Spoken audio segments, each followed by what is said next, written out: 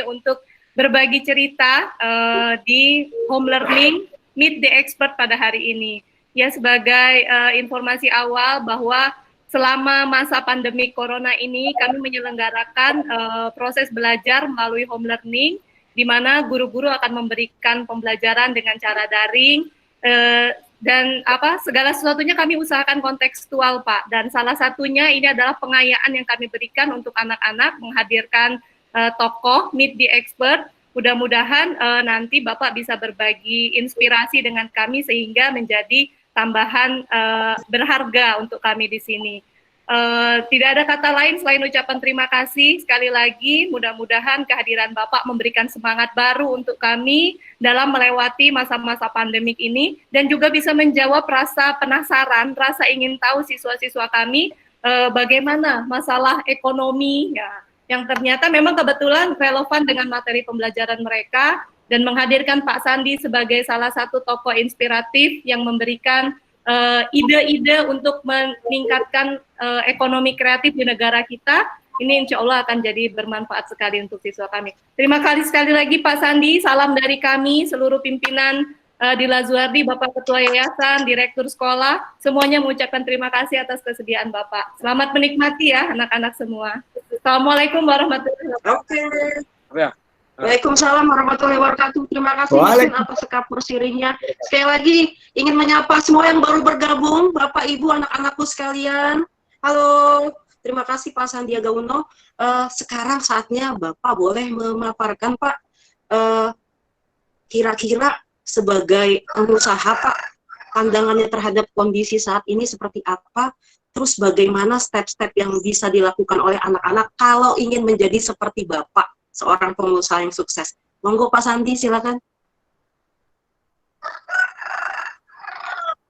Ya, pertama terima kasih. Silahkan difungsikan kolom chat kalau ada yang ingin memberikan komentar. Saya juga mohon kerjasamanya untuk mute, membisukan mikrofon kepada rekan-rekan, adik-adik kita yang tidak lagi on. Dan seandainya ada poin bisa disampaikan melalui kolom chat yang ada di tombol kanan atas.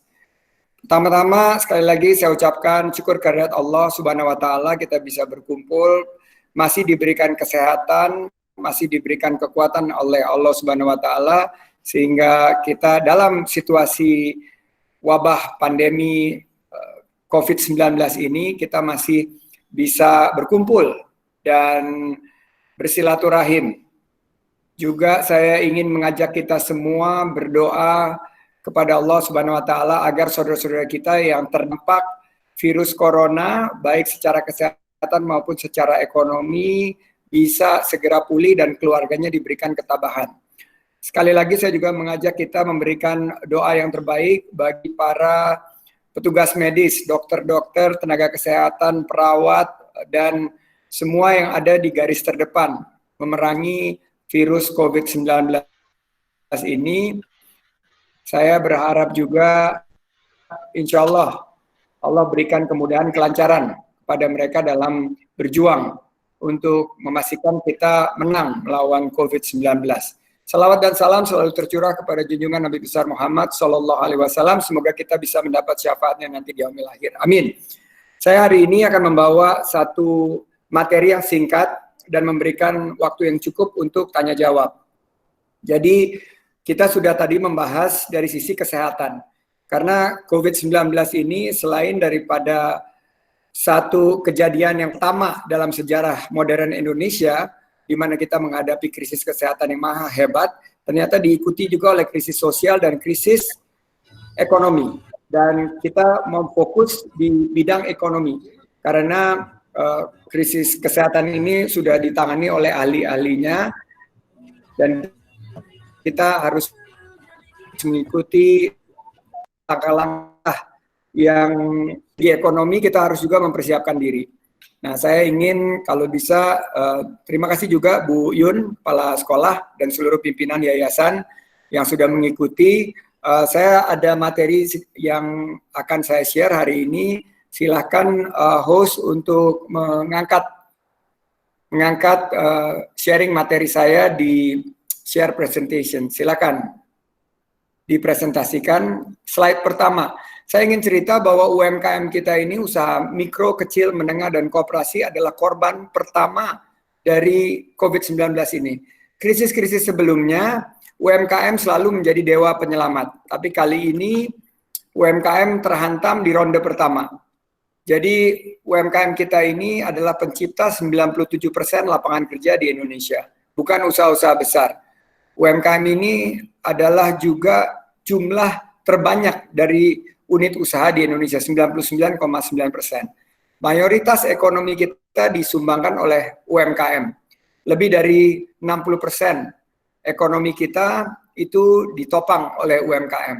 Dan pengusaha di Indonesia sekarang masih sangat rendah. Kenapa saya ingin bicara sama teman-teman adik-adik yang di SMP Lazuardi? Karena saya ingin yang di SMP Lazuardi ini bagian dari generasi Z ya, atau mungkin generasi setelah Z, yaitu generasi double alpha, untuk mengisi jumlah yang lebih banyak dari total populasi kita sebagai entrepreneur, sebagai pengusaha. Sekarang kita hanya 3,1% dari populasi kita yang menjadi entrepreneur, padahal kita harus kejar Thailand yang sudah ada di 5% maupun Malaysia yang sudah ada di 6%. Singapura sudah jauh lebih tinggi lagi. Nah, itu yang menjadi mungkin salah satu pengingat kita bahwa COVID-19 ini mestinya menyadarkan kita bahwa kita harus jauh lebih mandiri menghadapi cobaan ini dengan memperkuat sektor UMKM kita. Harus lebih banyak lagi pengusahanya, karena kalau kita lebih banyak, kita akan mampu untuk membangun Indonesia dengan lebih baik. Kedua, kalau kita lihat mengenai teknologi dan digital. Sekarang dengan adanya COVID-19, kita dipaksa mempercepat adopsi kita terhadap revolusi industri 4.0. Revolusi industri 4.0 ini sudah menjadi satu tren, tapi berkat dari COVID-19, sisi yang harus kita perkuat adalah bagaimana kita bertransformasi masuk ke dalam era industri 4.0. Jadi kalau lihat bahwa populasi online Indonesia sudah 6 terbesar di dunia. Sementara ekonomi kita baru 16 terbesar, tapi populasi online sudah 6 terbesar di dunia.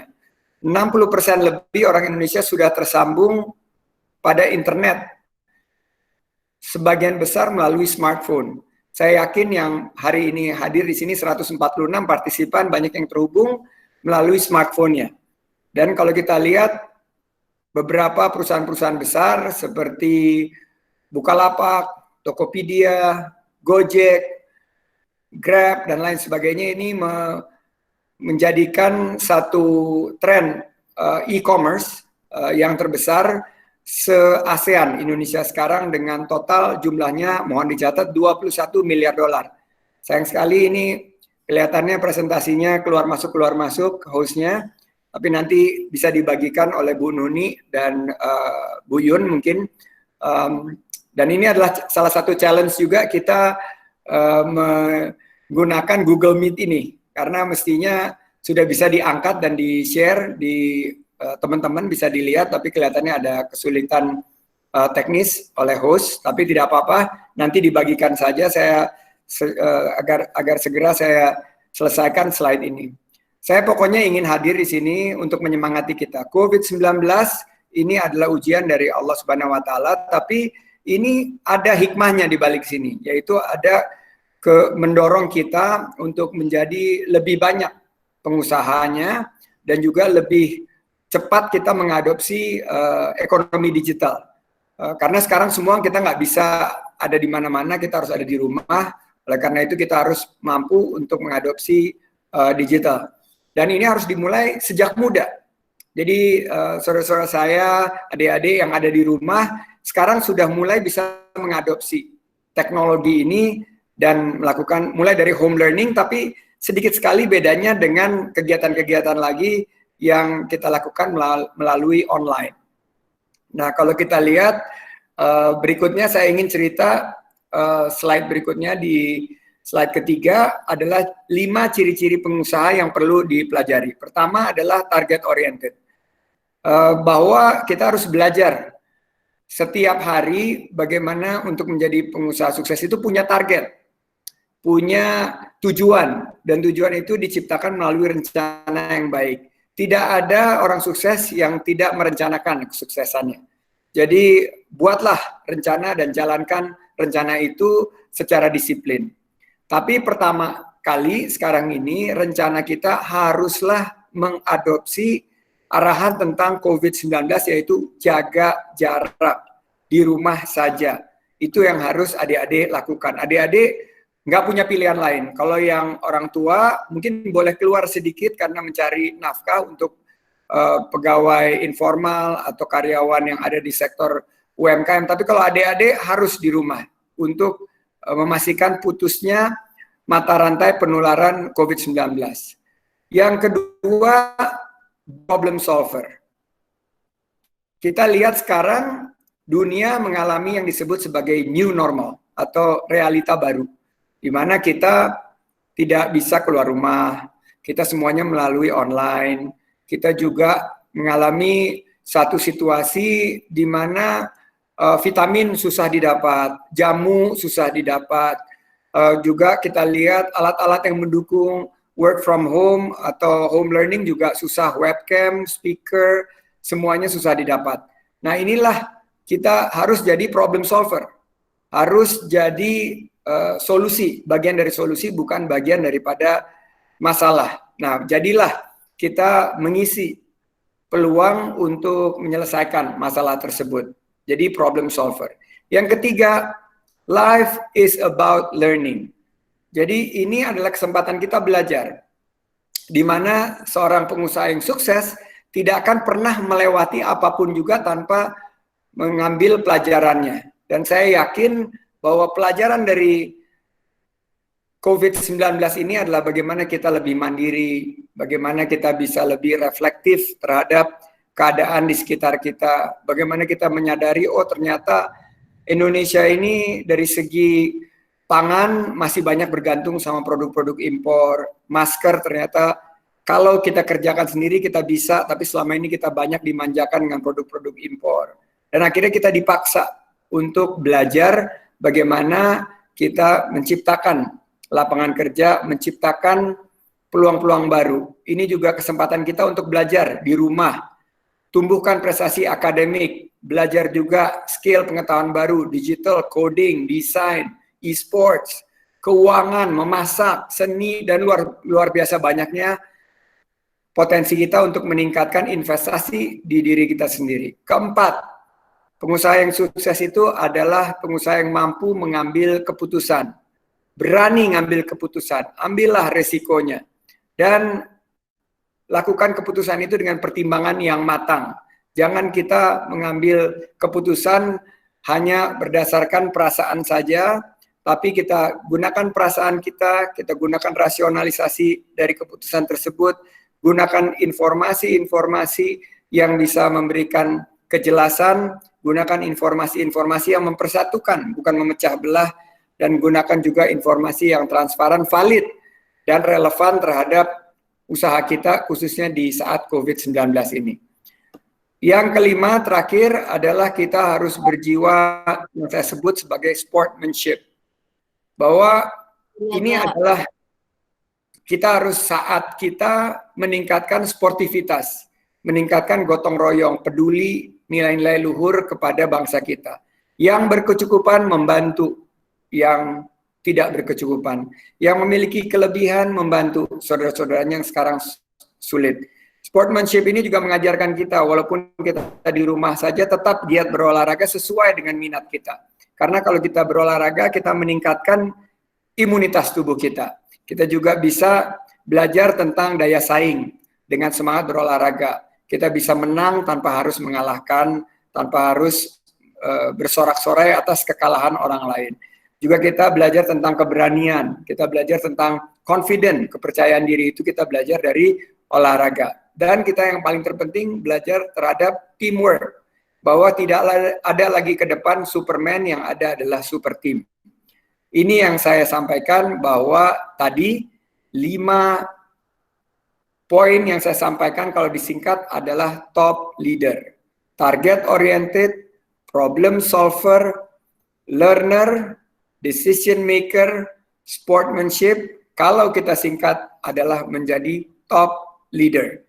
Ini yang saya ingin bagi hari ini, jadilah kita menjadi top leader, sebab semua ananda yang ada di sini, adik-adik saya, harus bergiat sejak dini untuk merencanakan kesuksesan ke depannya. Mari kita juga menjadi pemimpin, dimulai dari diri sendiri, kapan dimulainya hari ini. Sukses untuk kita semua, saya kembalikan kepada Bu Nuni. Billahi taufik wal hidayah, wassalamualaikum warahmatullahi wabarakatuh. Waalaikumsalam warahmatullahi Terima kasih Pak Sandi. wabarakatuh. Pak Sandi, terima kasih banyak sekali lagi. Saya melihat seseorang yang sangat luar biasa, sangat berpengalaman di dunianya. Kemudian pengalamannya itu sudah dibagikan kepada kami pagi ini. Insya Allah ini ada beberapa pertanyaan Pak dari anak-anak dari kelas 7 saat yang memang sedang mempelajari ini di kelas. Pertanyaannya mungkin berkaitan, ada juga yang tidak berkaitan, tapi sangat menggelitik terhadap dunia usaha kita yang sekarang, terhadap kondisi kita yang sekarang, terhadap keadaan ekonomi kita yang sekarang. Pun nanti ada beberapa pertanyaan tentang Pak Sandi pribadi. Oke, yang pertama saya mau say hello dulu. Saya mau say hello sama Kia. Ada Kia di sini. Kia boleh bertanya kepada Pak Sandi secara langsung. Halo, ada Kia? Kia ada di sini? Oke, Kia boleh dinyalakan mikrofonnya. Boleh say hi ke Pak Sandi. Oke, Kia tidak ada di sini ya. Oke, Mutia ada di sini, Mutia? Iya, ada Miss. Mutia. Oke, Mutia silakan Mutia. Halo, Silakan bertanya Assalamualaikum. Nama langsung. saya Mutia. Pak, saya mau Silakan, Mutia. bertanya perwakilan pertanyaan teman-teman saya, Aisyah dan Rara sekalian. Pertanyaannya, apakah kondisi yang terjadi saat ini termasuk ke dalam momen yang paling menyulitkan untuk Bapak sebagai pengusaha? Terus, bagaimana cara Bapak memotivasikan diri untuk tidak menyerah? Terima kasih. Terima kasih Mutia. Silakan Pak Sandi. Terima kasih Mutia, tapi saya tadi belum balas pantunnya Bu Nuni tadi. Nah, jadi tapi ini Silakan Pak Sandi kalau mau balas. Saya balas, Ayo, balas. tapi syaratnya di kolom Boleh Pak chat, Sandi, monggo. di kolom chat ya. Kalau kita ini teman-teman, setiap saya ngomong satu baris, terus Iya, Pak. semuanya type cakep gitu ya.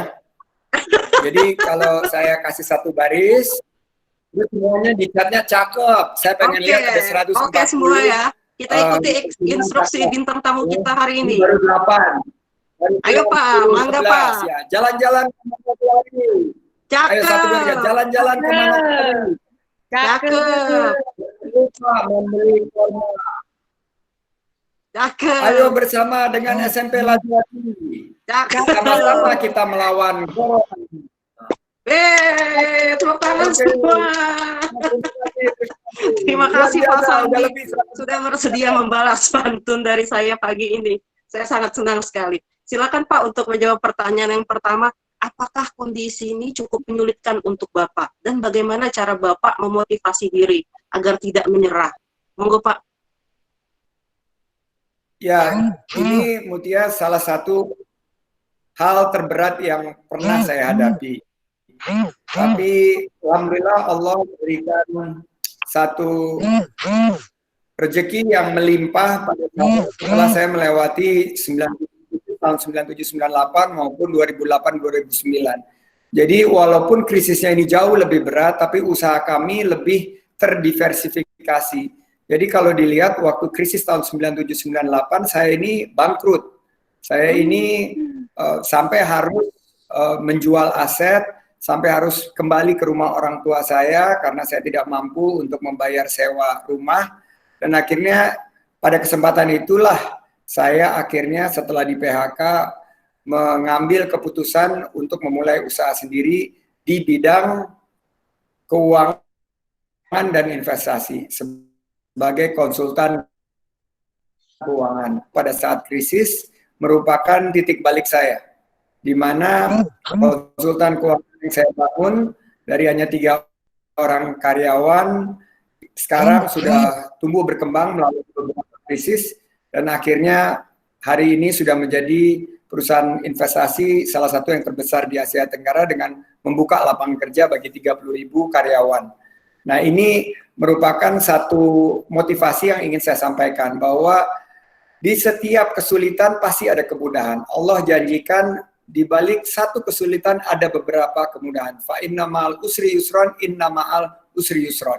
Jadi kalau melihat grammarnya, saya pernah mendengar salah satu ahli bahasa Arab yang mendalami tafsir Al-Quran, bahwa itu menunjukkan bahwa di balik satu kesulitan ada beberapa kemudahan. Nah, saya yakin justru pada saat COVID-19 ini adalah kesulitan yang akan menaikkan derajat kita, akan menaikkan kemampuan kita untuk lebih cepat membangun Indonesia, akan lebih banyak pengusaha-pengusaha lahir, ekonomi kita akan lebih maju, banyak startup dari segi teknologi, digital, banyak teman-teman yang sekarang mendengarkan di sini ada 145 yang termotivasi. Dan siapa tahu konglomerat-konglomerat yang akan tumbuh di 10-15 tahun ke depan, seperti Pak Nadiem Makarim, seperti Pak Erick Thohir, itu akan lahir dari SMP Lazuardi. Saya doakan itu. Jadi ya, janganlah pernah kita padam semangat kita, jangan pernah kita patah dan putus asa. Kita gunakan kesempatan ini untuk berteduh, sedikit menepi, kita introspeksi. Bagaimana kita mampu untuk memberikan yang terbaik yang kita miliki dan menjadi manusia yang bermanfaat. Amin, ya Rabbal Alamin. Terima kasih Pak Sandi. Pertanyaan kedua datang dari Aiman. Ada Aiman? Aiman kelas 7 ada, mohon di-on-kan mic-nya. Ada Miss. Iya, Aiman. Ayo silakan Aiman. Assalamualaikum warahmatullahi wabarakatuh, Pak. Nama saya Aiman. Waalaikumsalam Aiman. Dan saya mau bertanya, saya penggemar otomotif. Dalam bidang usaha otomotif, bagaimana cara menyiasati terpuruknya usaha dalam bidang ini? Makasih. Terima kasih Aiman. Terima kasih Aiman. Saya kebetulan juga punya usaha di bidang otomotif, dan memang ini saat yang sangat berat karena penjualan otomotif turun secara signifikan. Kami memprediksi turunnya itu bisa lebih dari 50%. Nah, pada saat ini saya melihat justru peluang bahwa setelah corona ini berakhir, bahwa akan ada satu kesadaran baru, di mana kita sekarang kan keluar rumah. Kita keluar rumah, kita lihat, wah, kok bisa lihat langit Jakarta yang biru, bisa lihat udara yang jauh lebih bersih. Berarti ini adalah semacam wake up call atau pengingat kepada industri otomotif untuk memproduksi kendaraan yang lebih ramah lingkungan. Mungkin electric car. Dan Indonesia sekarang punya kesempatan, karena setelah new normal ini kita bisa dapatkan setelah COVID-19 ini berlalu, saya yakin industri otomotif akan kembali bangkit, tapi dengan inovasi baru, yaitu kendaraan-kendaraan yang lebih ramah lingkungan, kendaraan-kendaraan yang diberi oleh new and renewable energy atau energi baru dan energi terbarukan, dan seperti baterai, mobil listrik dan lain sebagainya ini juga akan menjadi satu peluang usaha. Jadi bagi saya Aiman, memang ini waktu yang cukup berat untuk industri otomotif, tapi kalau kita terus berinovasi, kita terus cari apa yang akan disukai oleh pasar setelah coronavirus ini, kita malah justru akan mendapatkan peluang. Tetap yakin bahwa Indonesia ekonominya akan bangkit setelah virus corona ini, dan mudah-mudahan Aiman bisa jadi pengusaha yang sesukses Pak William Suryajaya yang menemukan atau mendirikan usaha otomotif terbesar, yaitu Amin. Amin ya rabbal alamin. Makasih Pak Sandi. Ada Kia? Ada Kia? Kia silakan dinyalakan mikrofonnya. Siap, Miss. Oke, silakan Kia. Assalamualaikum warahmatullahi wabarakatuh. Waalaikumsalam. Kia. Nama saya Kia dari 7 Saat. Saya mau menanyakan, apakah Bapak mempunyai strategi khusus atau saran bagaimana mengembalikan pendapatan atau penghasilan yang hilang akibat kondisi saat ini? Makasih, Pak. Silakan Pak Sandi. Terima kasih Kia. Pertanyaan Kia, kalau nggak salah bagaimana membalikkan situasi seperti sekarang ini dan meningkatkan pendapatan penghasilan, betul ya? Betul Pak Sandi. Nah gini, saya lihat Kia bahwa sekarang ada satu realita baru yang terminologinya sekarang sangat sering disebutkan, yaitu new normal. Tadi ada yang komentar di kolom chat bahwa bumi istirahat sejenak, sekarang lingkungan hidup, kalau kita lihat di mana-mana, keluar semua. Kalau kita lihat di beberapa negara lain, ada binatang-binatang yang selama ini jarang keluar terlihat, sekarang terlihat. Lumba-lumba terlihat di laut-laut, dan kura-kura di Thailand juga mulai terlihat banyak sekali di pantai, dan ini adalah sebuah new normal. Nah, new normal yang berikutnya yang menurut saya menjadi peluang, dan kita bisa membalikkan situasi dengan mengambil peluang dan mendapatkan penghasilan, adalah kesadaran dari masyarakat untuk menjaga kesehatannya. Nah, jadi peluang terbesar ini adalah reseller vitamin. Sekarang banyak teman-teman menjual masker, dan kalau lihat kita punya banyak banget masker di sini. Saya lihat ada UKM jual masker dari batik. Ini saya terima hari ini. Ini bisa dipakai, dan bukan hanya dari batik, tapi juga dari untuk masker olahraga. Ini bisa dipakai juga yang warna hitam. Ini adalah cara-cara dari UKM-UKM itu memanfaatkan new normal, di mana sekarang semua orang pakai masker. Juga yang memproduksi sarung tangan, alat pelindung diri, menjual jamu, temulawak, jahe, ini semua merupakan strategi yang dilakukan oleh UMKM untuk mengambil peluang dari new normal. Juga yang menjual peralatan-peralatan yang mendukung home studying atau home learning atau online learning, yaitu webcam. Habis webcam di mana-mana. Speaker habis juga. External monitor habis juga di mana-mana, semua laku. E-commerce yang mengantar makanan-makanan dalam bentuk yang sudah dimasak atau dalam setengah dimasak ke rumah-rumah dengan memanfaatkan transportasi online, itu juga berkembang. Nah, strategi kita Kia adalah jeli melihat peluang tersebut, dan mudah-mudahan kalau kita bisa memanfaatkan peluang tersebut, insya Allah kita bisa membalikkan keadaan dan justru akan meningkatkan penghasilan. Oke, terima kasih Pak Sandi. Clear ya, Kia ya, jelas ya. Tipsnya dari Pak Sandi sebagai pengusaha, untuk pengusaha-pengusaha yang lain, terutama sektor UMKM yang tadi dampaknya sangat luar biasa di ronde pertama, menurut paparan Pak Sandi juga slide-nya tadi, kita terbesar di ASEAN. Kemudian Kia juga bagaimana strateginya untuk masyarakat umum. Tadi kita harus bisa jeli memanfaatkan peluang. Pak Sandi, ini ada pertanyaan dari beberapa anak, saya wakili Pak Sandi. Yang pertama dari Caca, Dias, dan Saci, apakah menjadi pengusaha sudah menjadi mimpi Pak Sandi sejak kecil? Oke, ini pertanyaan bagus sekali. Saya tidak pernah bermimpi atau bercita-cita menjadi pengusaha. Karena ayah saya seorang karyawan profesional. Mulai dari lulus sampai dia pensiun di satu perusahaan sebagai profesional, sebagai pejabat. Sementara ibu saya adalah seorang guru. Jadi saya waktu sekolah cita-citanya adalah bagaimana bisa masuk ke sektor perbankan dan bisa jadi pimpinan perusahaan di sektor perbankan. Syukur-syukur bisa menjadi direktur salah satu bank terbesar. Apa yang terjadi waktu saya meniti karir belum sampai 8 tahun, saya di PHK. Dan begitu di PHK, saya secara natural adalah melamar pekerjaan di beberapa perusahaan.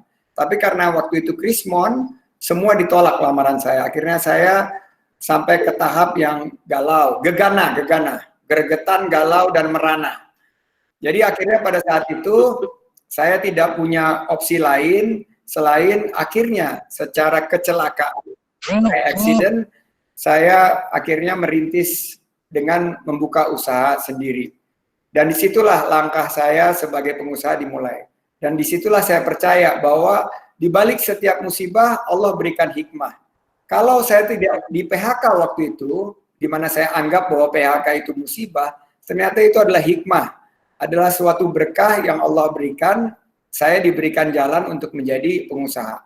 Dan saya sampai saat ini melihat bahwa apapun yang terjadi kepada kita, apapun yang Allah berikan kepada kita itu adalah yang terbaik. Jadi selalu syukuri apa yang kita dapatkan, dan kita harus pastikan juga kita harus husnuzon, harus berprasangka baik untuk menghadapi suasana dan situasi yang sekarang kita hadapi. Silakan Bu Nuni. Oke, terima kasih Pak Sandi. Masih dari anak-anak nih Pak, mewakili Zaza, mewakili Kira, dan mewakili Konji. Ini menarik Pak. Yang pertama, apakah motivasi Bapak terjun ke dunia politik? Karena kita sudah tahu dengan kesuksesan Bapak di dunia bisnis. Kemudian mereka bertanya lagi, kira-kira ini jauh lebih menarik Pak. Ingin mengajukan diri lagi Pak di Pilpres 2024, mereka bertanya seperti itu Pak. Monggo Pak Sandi. Waduh, pertanyaannya menjurus Pak Sandi. Wah, begitu Bu Nuni nanya begitu, langsung mantap tuh, kata Adisena, mantap tuh. Pertama, ini motivasi saya Bu Nuni, Bu Yun. Allah tuh udah sangat-sangat baik kepada saya, sangat-sangat memberikan saya karunia yang luar biasa. Sebagai pengusaha di usia yang masih terbilang muda, saya diberikan banyak sekali rezeki yang melimpah dari Allah. Usaha saya di bidang sumber daya alam, usaha saya di bidang infrastruktur, usaha saya di bidang barang-barang konsumsi masyarakat itu dalam 10 tahun terakhir berkinerja sangat baik. Dan pada satu saat saya ngobrol 4 mata dengan Pak Prabowo. Dan Pak Prabowo memberikan satu nasihat kepada saya bahwa sudah bagus yang saya lakukan sebagai pengusaha, tapi akan lebih bagus lagi jika inspirasi yang bisa saya berikan sekarang ini di dunia usaha lebih besar lagi dampak dan manfaatnya itu kalau bisa diberikan dalam bentuk kebijakan publik sebagai pejabat negara. Dan kalau mau menjadi pejabat negara itu jalurnya memang salah satunya melalui jalur politik.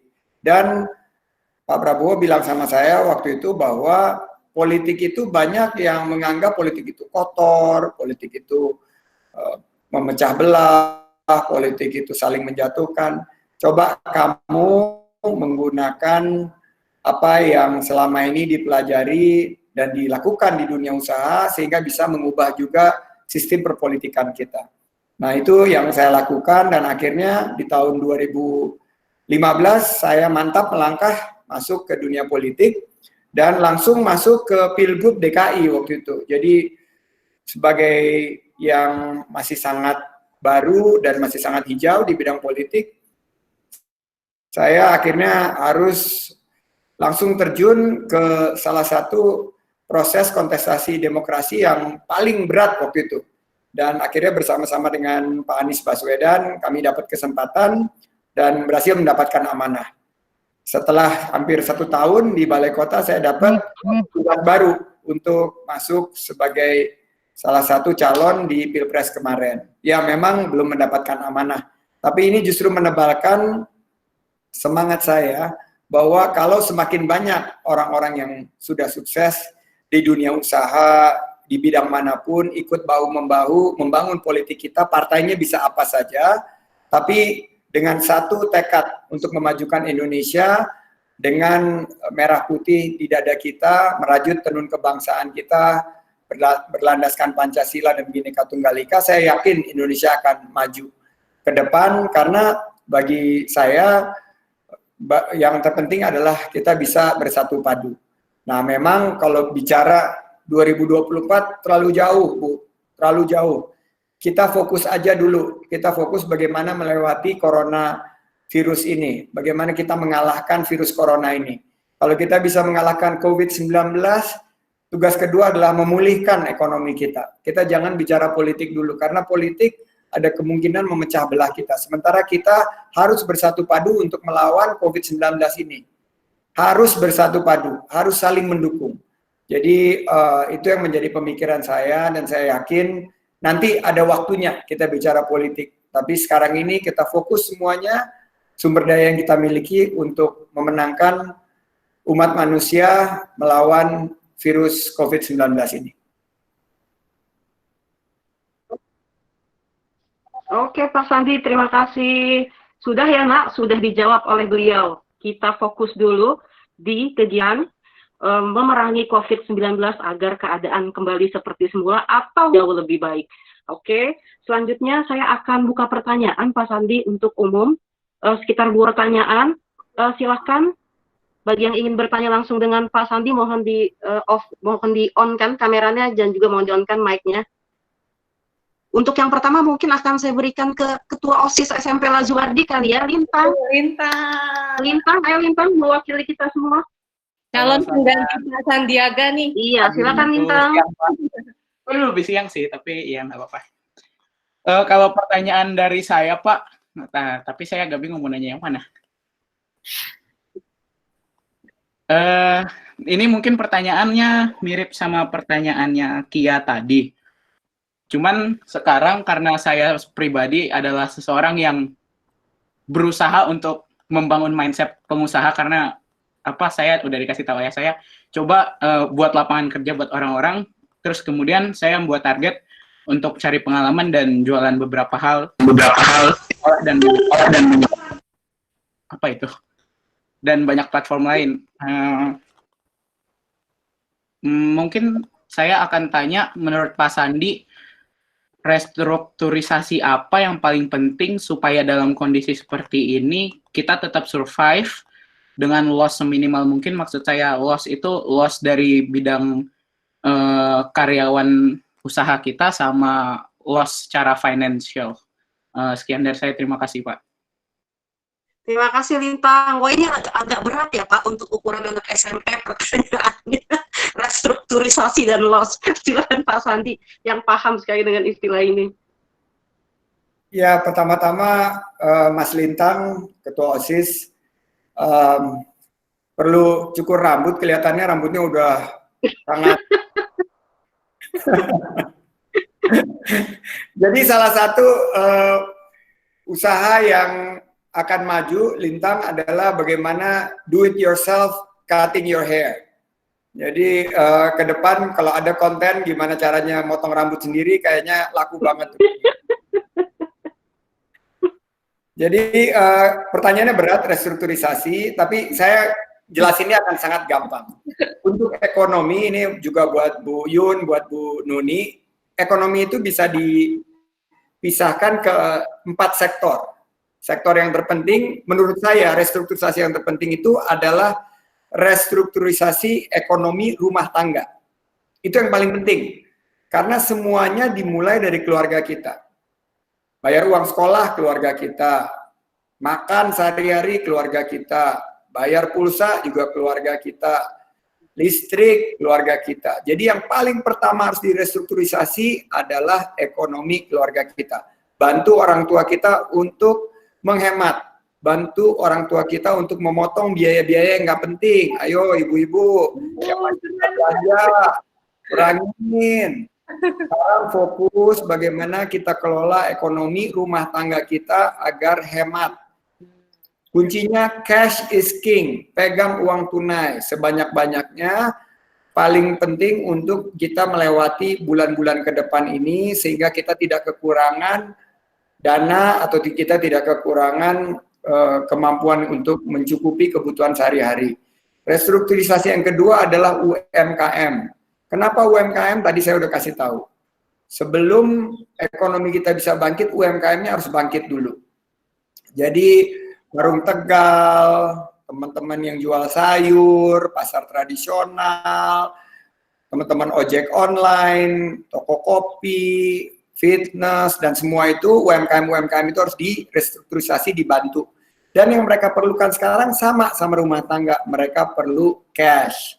Cash is king, kasih mereka likuiditas. Itu restrukturisasi yang kedua. Restrukturisasi yang ketiga baru ke sektor korporasi.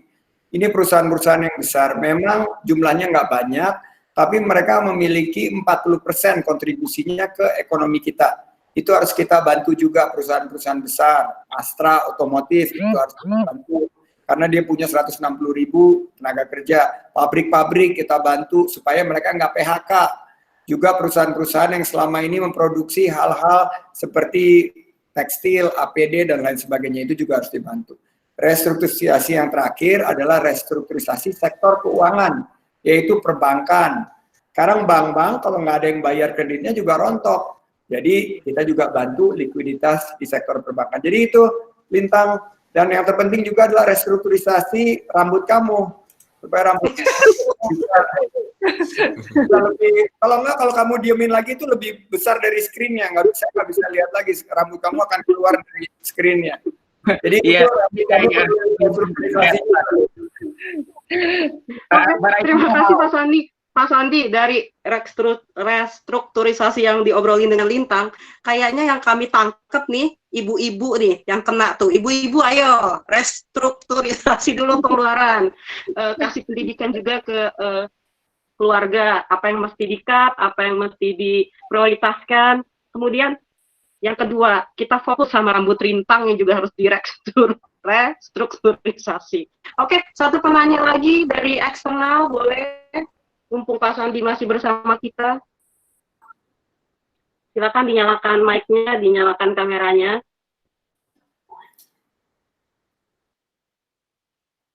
Ada atau tidak ada pertanyaan? Oke, kayaknya semua malu-malu ya. Saya aja deh Pak, apa sih harapan Bapak atau visi Bapak terhadap dunia pendidikan Indonesia, Pak? Biar kita banyak nih Pak pengusaha-pengusaha muda yang bisa menjadi bisa menjadi pegangan di saat nauzubillah min dzalik ya Pak, di saat kita bertemu lagi dengan situasi seperti ini, keadaan Indonesia jauh lebih siap gitu Pak. Silakan Pak. Oke. Pertama-tama Papa Online mau terima kasih SMP Lazuardi udah mengundang hari ini dan sessionnya menarik banget, seru banget. Dan visi saya pertama-tama tentunya kita selamatkan kemanusiaan. Kalau kita ingin menyelamatkan ekonomi, sisi kemanusiaannya harus kita dahulukan. Bagaimana kita menang dulu nih melawan krisis kesehatan yang kita hadapi sekarang. Memang krisis ekonomi juga menghantui kita. Tapi selama krisis kemanusiaan, khususnya kesehatan ini kita tidak selesaikan, kita tidak akan mampu untuk memperbaiki ekonomi kita. Banyak yang sudah men-share bahwa salah satu presiden di Afrika menyatakan ekonomi bisa kita bangun kembali, bisa kita hidupkan kembali. Tapi kalau nyawa manusia itu tidak bisa kita hadirkan kembali, tidak bisa kita hidupkan kembali. Jadi visi kita sama-sama, ayo siapkan diri kita berkontribusi untuk anak-anak SMP Lazuardi, patuhi arahan pemerintah dimanapun kalian berada, stay at home, stay safe, stay healthy, bantu juga mama papa, jangan terlalu banyak ngerepotin mama papa dengan permintaan yang aneh-aneh, bantu juga berhemat, cara cari celah dalam keadaan seperti ini adalah kita mesti lebih menyatu sebagai keluarga. Juga kita bisa meningkatkan kemampuan kita untuk mengetahui hal-hal yang selama ini kita nggak punya waktu. Baca buku itu yang paling penting menurut saya pada saat ini. Kalau ada konten-konten yang menarik, konten-konten yang bisa bukan hanya meningkatkan skill kita, tapi juga meningkatkan wawasan kita lakukan. Kalau sistem pendidikan, saya berpedoman bahwa sistem pendidikan kita harus mengedepankan proses belajar mengajar yang mencakup 4 pilar. Pilar pertama yang saya sampaikan adalah gimana caranya kita kembangkan critical thinking.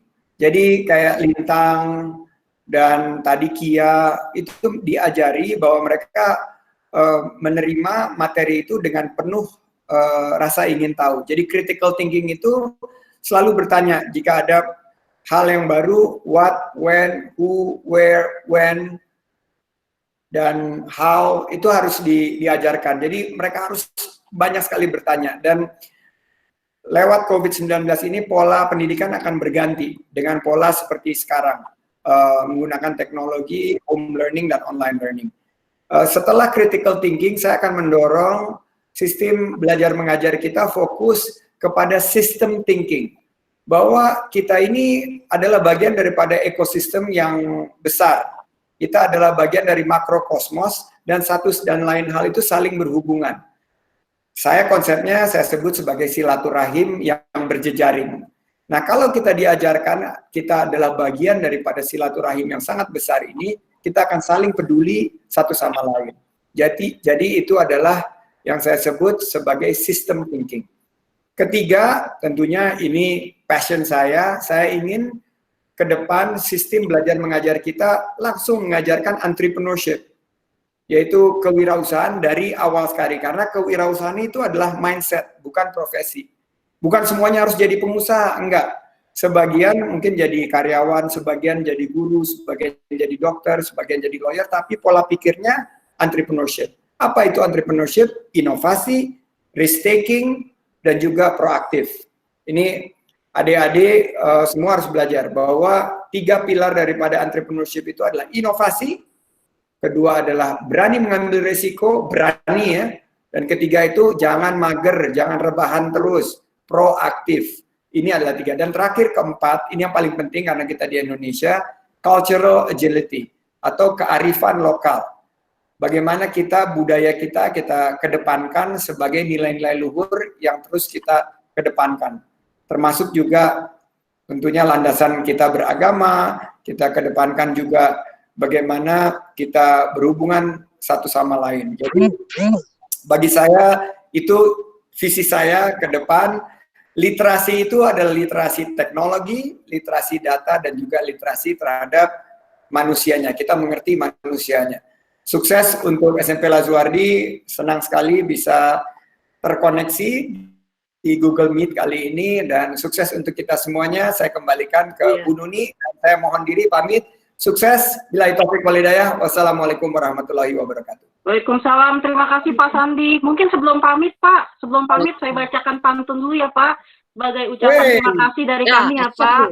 Pak Sandi, terima kasih atas atas kesempatannya pagi ini sharing tentang kepemimpinan, tentang kemanusiaan, tentang kebersyukuran, bukan hanya sekedar perekonomian Pak. Ini dari kami Pak. Kak Sandi hobi berlari pagi, punya visi dan solusi terkini. Kemanusiaan dan kebaikan tidak pilih-pilih. Kami dari Lazuardi mengucapkan terima kasih. Terima kasih Pak Sandi. Semua say hi buat Pak Sandi.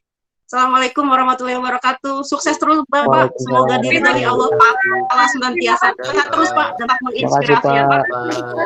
Yang lebihnya mohon maaf Pak, saya mewakili Lazuardi dan tim. Terima kasih juga kepada Pak Sandi dan tim. Terima kasih Pak. Sukses Pak. Assalamualaikum warahmatullahi wabarakatuh. Bye-bye. See you. Terima kasih. Alhamdulillahirabbil alamin. Alhamdulillah. Terima kasih semua. Terima kasih episode selanjutnya. Ya, sukses. Terima kasih.